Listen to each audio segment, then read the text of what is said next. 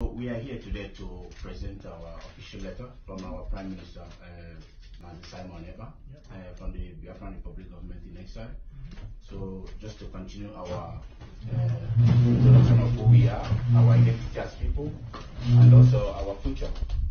We are looking for the collaboration between the Norway and the Biafran people to continue what you guys have done for us. We also really want to thank Norwegians for what they have done to us, the humanitarian and the kindness you showed us during the 70 wars, and we hope that Norwegian government will continue supporting us now that we have the quest for our freedom. So it's one of the things we want to present the letter today to make this official. Thank you so much, and thank you for coming, all of you. As you know, we are always willing and want to have a very close dialogue. Please have a seat. Yeah, I will convey this to our minister.